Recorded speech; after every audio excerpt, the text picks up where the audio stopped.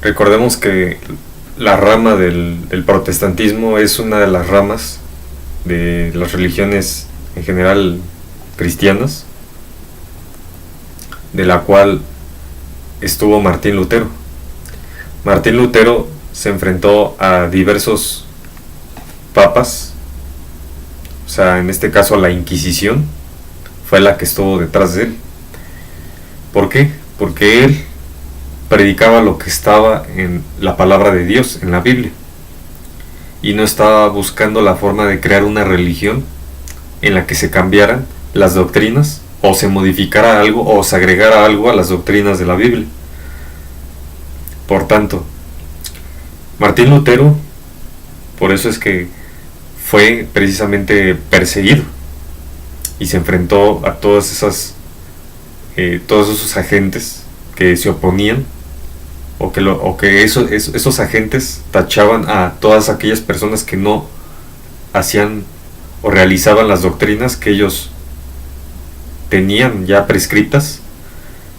Se les tachaba como herejes, pero por esa razón fueron perseguidos, porque a ellos no les convenía que la gente hiciera las cosas como la palabra, como lo que dice la palabra, porque sabían que hay algo que es cierto, que está ahí,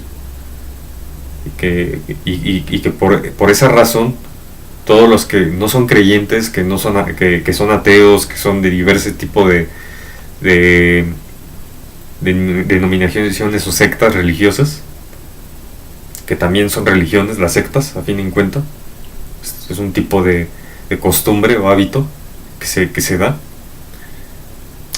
Ellos por eso tienen esa confusión. Más adelante comenzaré a hablar un poco de esto cuando lleguemos ya al punto de los 4000 años. Voy a comenzar a hablar ya sobre comparando doctrinas, si son realmente ciertas, con lo que dice la palabra en general, o qué es lo que están profesando cada una de esas religiones, y qué es lo que se puede extraer aún, y saber si realmente todas las religiones están profesando lo que deberían de profesar, o quién se ha encargado de hacer esas modificaciones.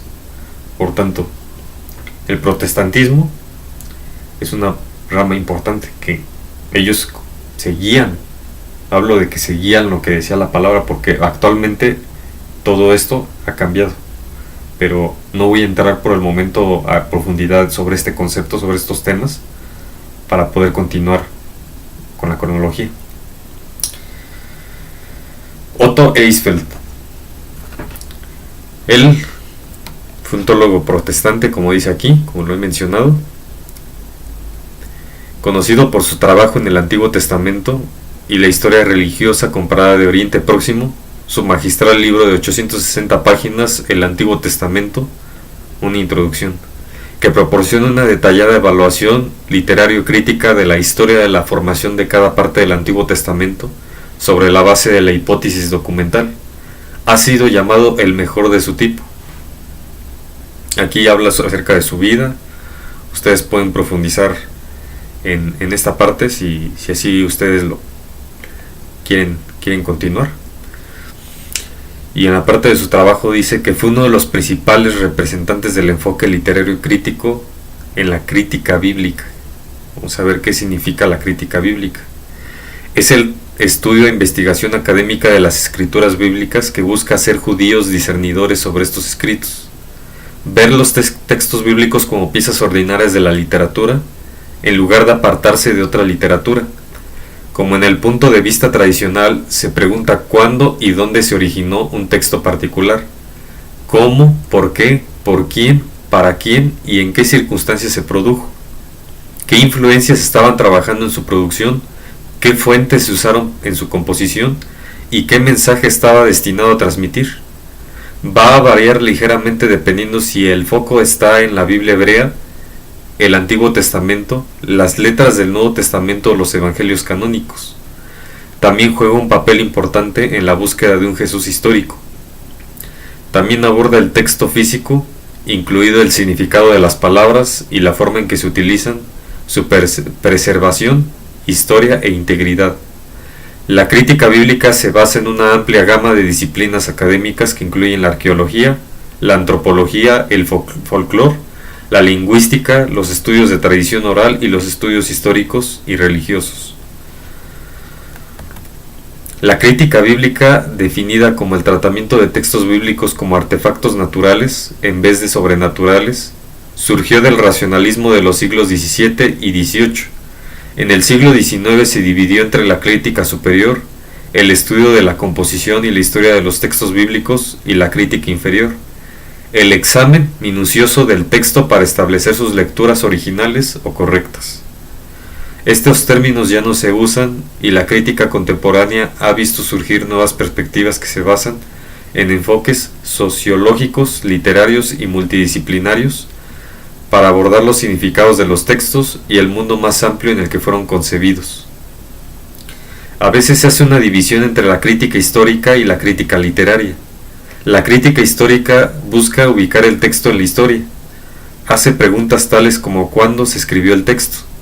¿Quiénes pudieron haber sido los autores y qué historia podría reconstruirse a partir de las respuestas? La crítica literaria pregunta para qué audiencia escribieron los autores, su propósito presuntivo y el desarrollo del texto a lo largo del tiempo. La crítica histórica fue la forma dominante de crítica hasta finales del siglo XX, cuando los críticos bíblicos se interesaron por cuestiones más dirigidas al significado del texto que sus orígenes, y desarrollaron métodos tomados de la crítica literaria convencional. La distinción se refiere con frecuencia común entre las formas de crítica diacrónicas y sincrónicas. La primera se refiere al desarrollo de textos a través del tiempo.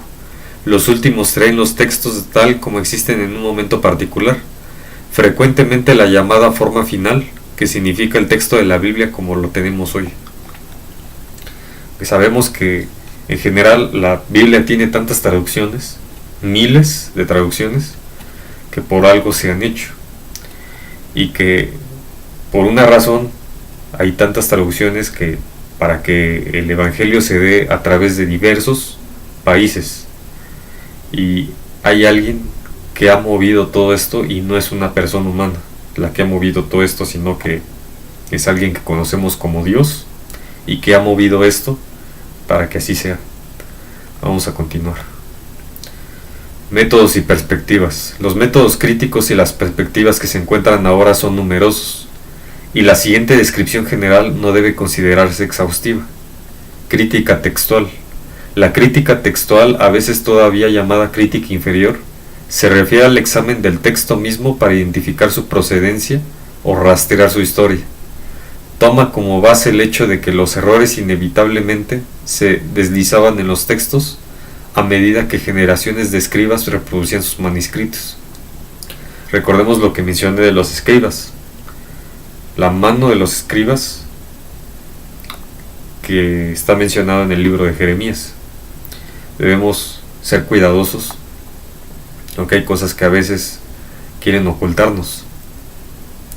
Y pues también podemos a veces dudar de esas traducciones, porque muchas veces las traducciones pues sí varían, y hay Biblias a las que se le han quitado libros, sí las ha habido, pero para ello debemos de buscar ese estudio con diligencia de la palabra. Es una de las claves por las cuales podemos detectar esos errores. Por ejemplo, Josefo empleó a escribas para copiar sus antigüedades de los judíos. Como los escribas copiaron las antigüedades, cometieron errores. Las copias de estas copias también tuvieron errores. Los errores tienden a formar familias de manuscritos. El escriba A lo introducirá errores que no están en el manuscrito del escriba B, y con el tiempo las familias de textos descendientes de A y B divergirán cada vez más a medida que se introduzcan más errores escritos posteriores, pero siempre serán identificables como descendientes de uno u otro. Recordemos eso que también mencioné acerca de que debemos ver, identificar, buscar ese identificar siempre esas partes